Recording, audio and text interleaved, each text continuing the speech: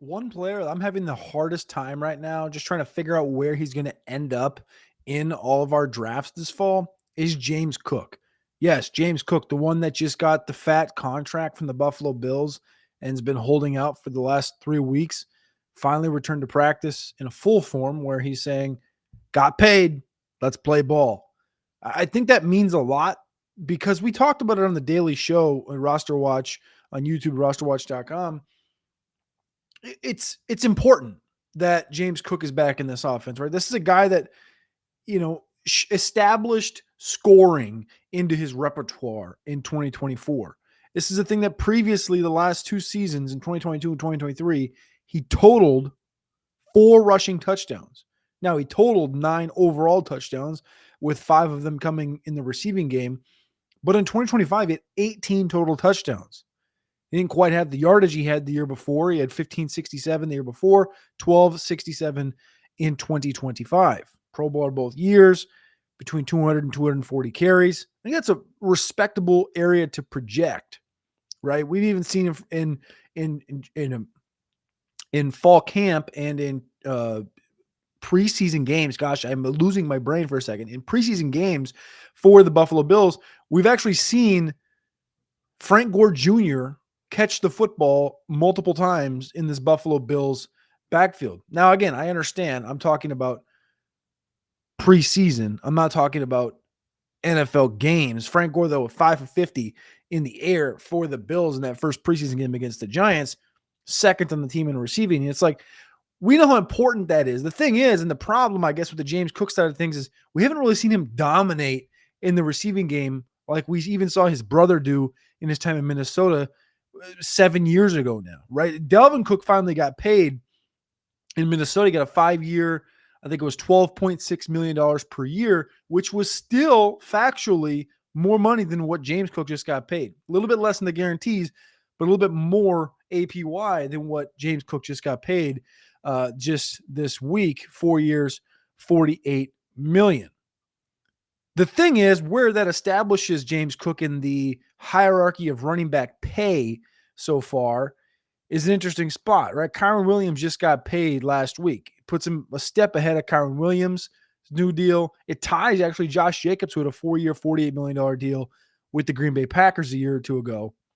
It only puts him behind Saquon Barkley and Ashton Genty in total guarantees. $30 million guarantee off the $48 million. That's a big number for a running back. I think that's maybe the biggest takeaway for me. And then he's also tied for 6th in average contract, average salary per year with $12 million per year. I think it's a big deal. Now, when you're looking through ADPs and you're looking through value and you're seeing where he's going off the board, right around the conversation of the Kyron Williams, the Chase Browns of the world, Breece Hall, Bucky Irvings of the world, and you're thinking about offense and implied team totals that Alex will tell you about on a daily basis about the importance of the implied team total for a team like Buffalo or a team like Cincinnati when you're arguing against a team like the Jets with like a Breece Hall, for example. Yes, it makes sense for James Cook. Yes, I think James Cook is a guy that if he's sitting there in the 5th round, Alex will tell you can get him in the 5th round PPR right now in half. It's around the same area, 4th, 5th round. If you can get him in the 5th, sure. But the problem with James Cook is that the ADP over the course of the last month has essentially been based off the fact that the guy's been holding out and nobody was sure if the contract was going to be done because, again, he's been holding out. Running back 14 right now in half PPR. Going off the board, 33rd overall, sandwiched between Breece Hall and Garrett Wilson, right behind T. Higgins, Jackson Smith, and Jigba. Just ahead of Amari and Hampton. I think I prefer Hampton even at that price. Devontae Adams a little bit later. Marvin Harrison Jr. a little bit later than that.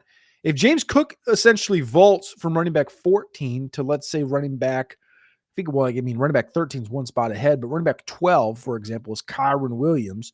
That goes from 33 to 25. All of a sudden, his ADP is mid-3rd up to back end of the 2nd, which is where Chase Brown and Kyron Williams are at.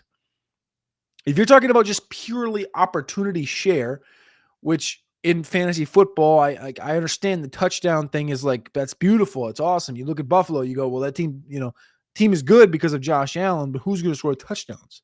Khalil Shakir, Josh Palmer, who's at a good camp. Shakir's hurt. Dalton Kincaid, Dawson Knox will get you 4 to 8 touchdowns.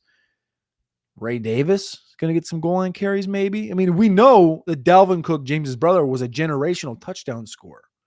Like, that's not the argument here. The question forever with James was like, will James become, the guy that has the elite vision around the goal line, that when you go back and you look at the touchdowns for Dalvin Cook, those 4 years. So Dalvin's first 2 years did exactly what James did. 2 touchdowns, 2 touchdowns. That third year, he had 13 for the Vikings. The next year, he had 17, took a step up.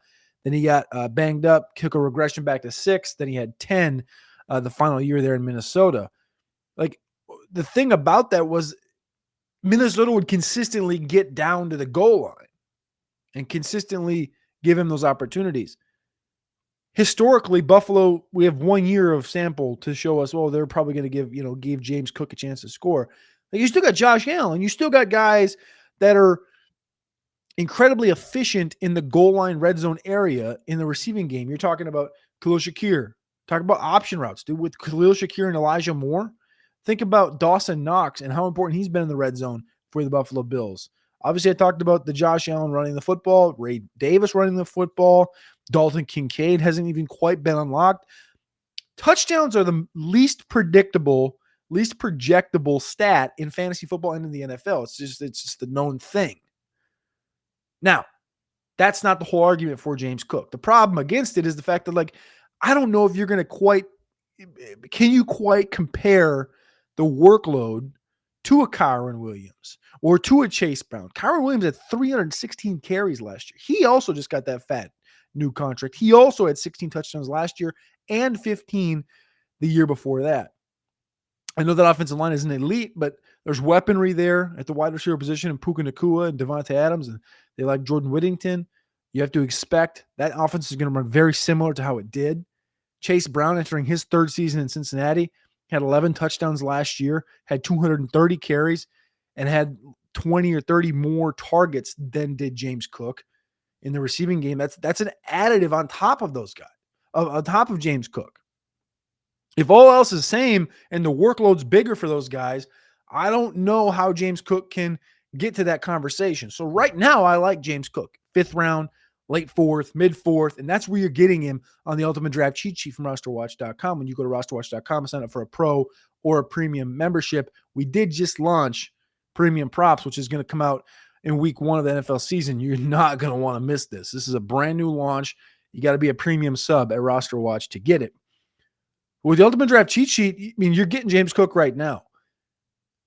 But when value disappears, like it might for James Cook, if he gets up to this Chase Brown, Kyron Williams area, late 2nd round, that's just going to be far too rich for me to bake into the Ultimate Draft cheat sheet at RosterWatch.com.